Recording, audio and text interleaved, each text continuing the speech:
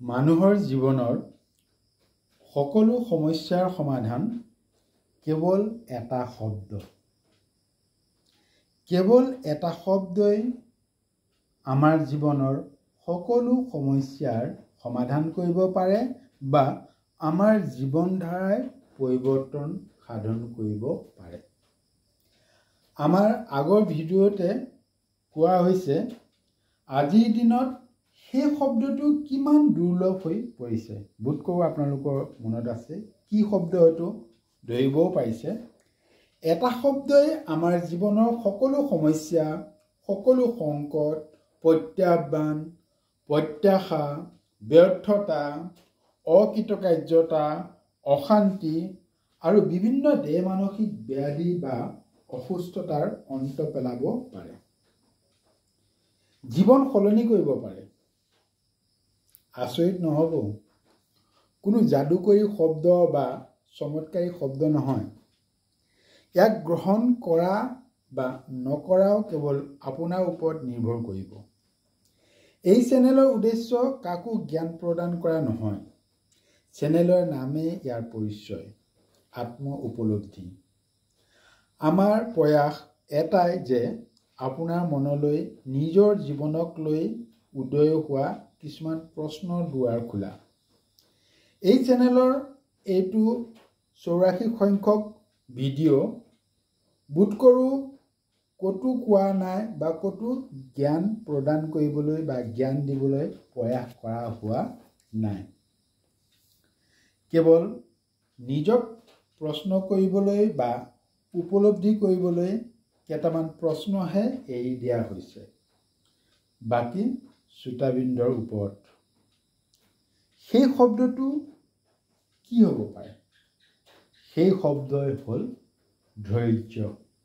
শ্ৰোতাবৃন্দ, ধৈৰ্য এনে এক শক্তিশালী শব্দ যি শব্দই যাক যদি আমি উপলব্ধি কৰিব পাৰোঁ, যদি আমি বাস্তৱ জীৱনত প্ৰয়োগ কৰিব পাৰোঁ, তেতিয়াহ'লে আপুনি এটা এটাকৈ অনুভৱ কৰক, উপলব্ধি কৰক বা বিশ্লেষণ কৰি চাওক, আমাৰ সকলো সমস্যাৰ গুৰি এই শব্দতে নিহিত হৈ আছে। বাকী আপোনালোকক এৰি দিলোঁ। এতিয়া কেৱল মাত্ৰ ইয়াত উল্লেখ কৰিব বিচাৰিছোঁ এজন ধৈৰ্যশীল ব্যক্তিৰ কেইটামান লক্ষণ বা গুণাৱলী। আপোনালোকে নিজকে প্ৰশ্ন কৰক, এই লক্ষণসমূহ আমাৰ নিজৰ নিজৰ শৰীৰৰ বা ব্যক্তিগত জীৱনত বা ব্যক্তিত্বত আছে নে নাই। যদি আছে তেতিয়া আমি চহকী, সকলো পিনৰ পৰা আমি সম্পদশালী। যদি ক'ৰবাত অভাৱ হৈছে তেতিয়াহ'লে আমাৰ ক'ৰবাত অলপ হ'লেও খুটি নাটি থাকি গৈছে। এ পাৰ্চন অফ পেচেণ্ট অৰ্থাৎ ধৈৰ্যশীল ব্যক্তিৰ লক্ষণ। 1 নম্বৰত আমি ক'ব পাৰোঁ গহীন গম্ভীৰ বা স্থিৰতা বা স্থিৰ, কম্পোজাৰ বা ওইচ। 2 নম্বৰত অধ্যৱসায় অৰ্থাৎ একেৰাহে নেৰা নেপেৰাকৈ যিকোনো কামত লাগি থাকিব পৰা সামৰ্থ্য বা শক্তি, যাক আমি ডেলিজেন্স বুলি ক'ব পাৰোঁ। 3 নম্বৰত সহিষ্ণুতা বা সহনশীলতা, এণ্ডিউভাৰ বা ফৰ্টিটিউড, সহিব পৰা, সহ্য কৰিব পৰা সেই গুণ। 4 নম্বৰত সাহস বা দৃঢ়তা, গ্ৰিট। 5 নম্বৰ সহনশীলতা, সহনশীলতা কৰিবলৈ নিৰবিচ্ছিন্নতা,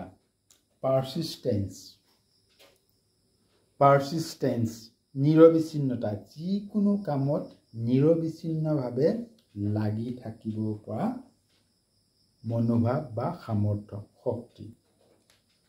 6 নম্বৰ নিমগ্নতা বা লগন, যেটা পাৰ্চিভেৰেঞ্চ বুলি কয়। পাৰ্চিভেৰেঞ্চ বা নিমগ্নতা, যিকোনো কামত নিমগ্নভাৱে বা একাগ্ৰ চিত্তে লাগি থাকিব পৰা সামৰ্থ্য বা শক্তি। 8 নম্বৰ, সংকল্পবদ্ধতা, ডিটাৰমিনেণ্ট, মনত গঢ়ি লোৱা দৃঢ় সংকল্প আৰু সংকল্পক অনুসৰণ কৰি আগবাঢ়ি যাব পৰা সামৰ্থ্য। 9 নম্বৰ, আত্মনিয়ন্ত্ৰণ, সেলফ কন্ট্ৰোল। 10 নম্বৰ, সংযম বা আবদ্ধকৰণ, ৰেষ্ট্ৰেইণ্ট। এই 10টা লক্ষণ হ'ল এজন ধৈৰ্যশীল ব্যক্তিৰ লক্ষণ।